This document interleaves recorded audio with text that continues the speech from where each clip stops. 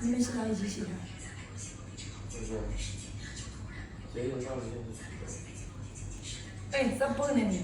今天你洗，明天俺来再洗。妈，一份。你自己洗啊？自己洗，你不是没有时间了吗？修脚啊？换药了是吧？换药。转门来，转门来。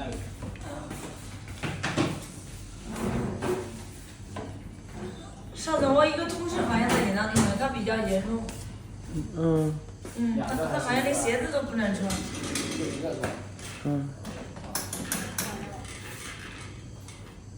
这个，今天能不能吗？不能。你脚沾水没有？哦，他今天晚上贴过，能不能洗澡？可以。哦，洗的晚一点。就和平常一样。这3个月没来修，那个怎么样？可以，挺好的。对。不疼还？你3个月就不疼，说明好了。应该是5月2号还是3号，因为他4号上学的。别动。那就只要长了，你脚坐好。坐好。没走啊。坐好就行，对，不要动。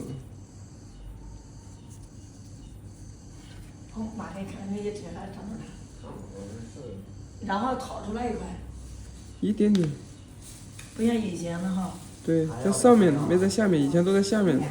这个在上面的，在上面，但是呢，就时间太长的原因。这脚可能要泡一点收汗的药才行。他那也真的也是加过一个。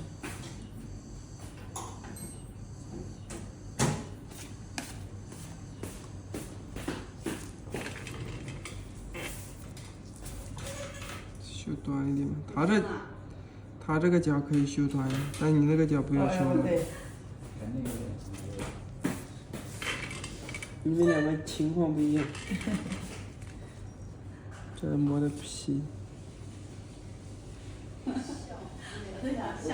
这要下次，比如说2个月、3个月来都无所谓是吧？对，2、3个月修一次就行了。